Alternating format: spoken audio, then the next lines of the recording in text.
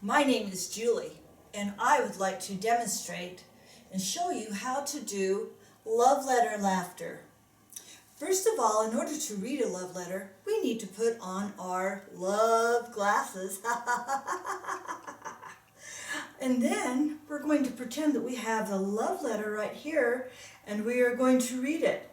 And we are going to laugh. Oh!